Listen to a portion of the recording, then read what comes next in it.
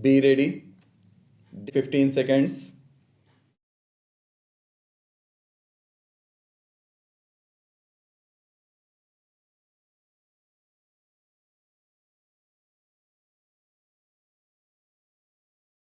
An honorable lady member said that there are no big farmers now and that if you have details of small and marginal farmers, you let us know.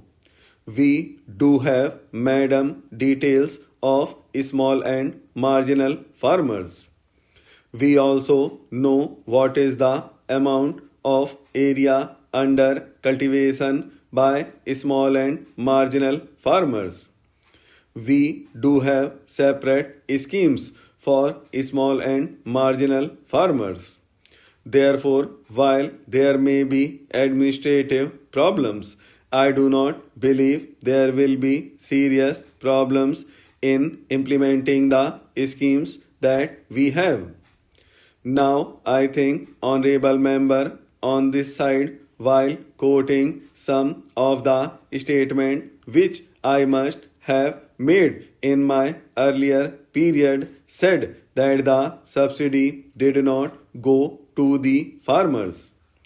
Now I think it is quite true that because our fertilizer industry is not as efficient as elsewhere, and also because the input price in our country is not as low as in many other countries, the price of natural gas for various reasons is much higher than the price of natural gas in other countries. For all these reasons, the price of domestic fertilizers is higher than the price of imported fertilizers.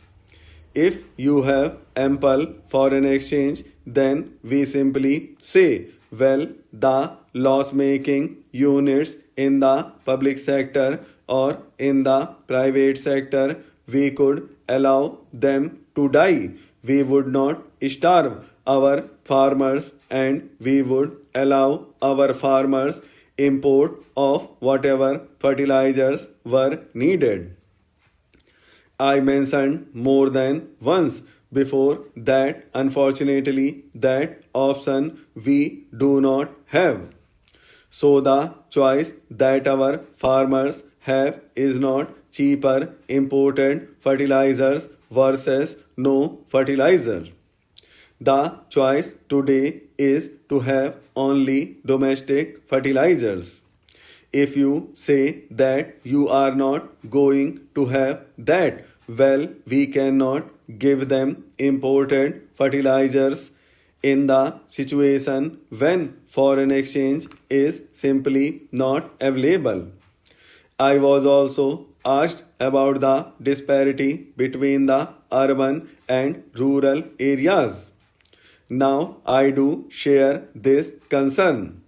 While replying to the debate on the other side, I did say that I am very worried that this urban rural divide is widening, that it is very explosive, and therefore we must take measures which cut that root of this widening disparity.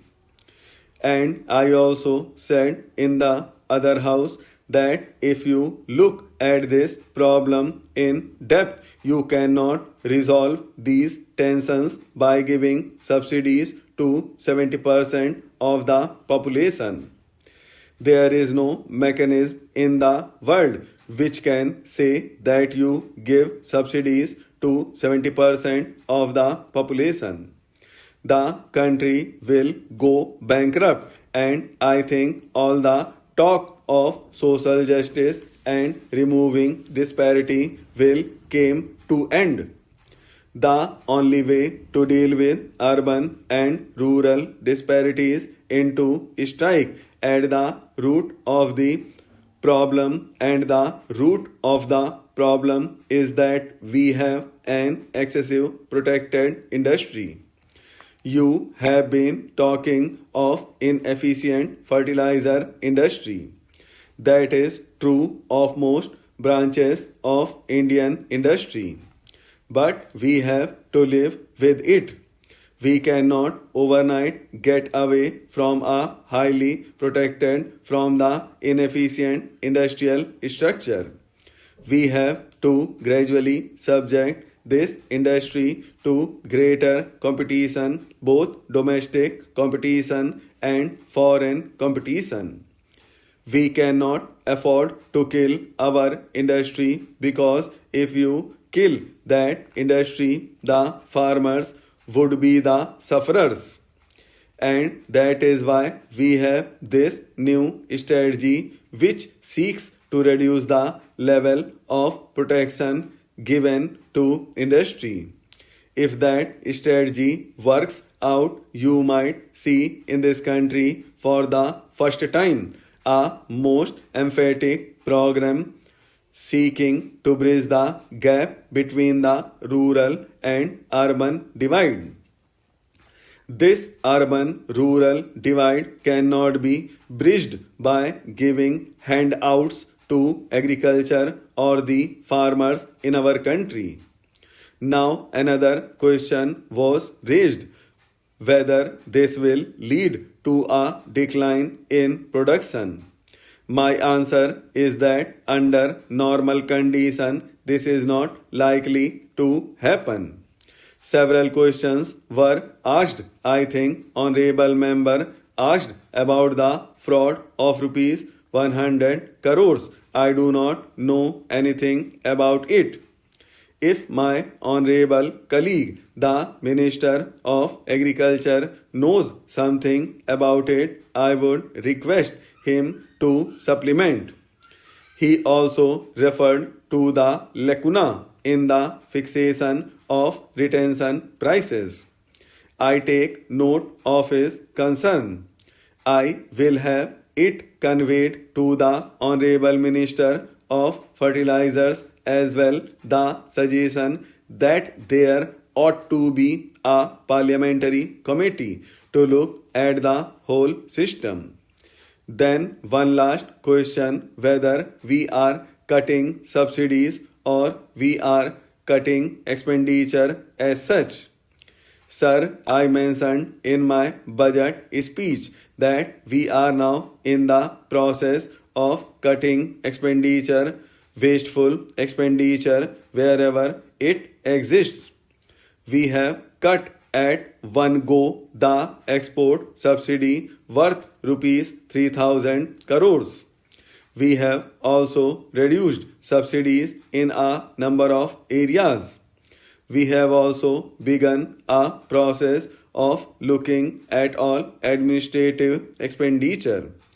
I have asked all the ministries of the Government of India to prioritize their activities. I am hoping that by 31st August this work will be completed. I am indeed very happy to have this opportunity to be present at the inaugural ceremony of the 36th edition of the India International Trade Fair. This fair commences every year on 14th November, the birth anniversary of the first Prime Minister of India, Pandit Jawaharlal Nehru. The IITF is a mega projection of the new India that is fast taking shape. It showcases the vision of a glorious tomorrow, a spirit of excellence and achievement and unparalleled investment opportunity through the prism of the Make in India and Digital India initiatives taken by the Prime Minister. The fair symbolizes India's commitment towards bringing the benefits of economic reform to its people from all walks of life, especially the underprivileged. I am heartened to see the considerable presence of foreign companies at the fair. I would like to make a special mention of India's continued endeavor of empowering and bringing together all constructive forces for a better world.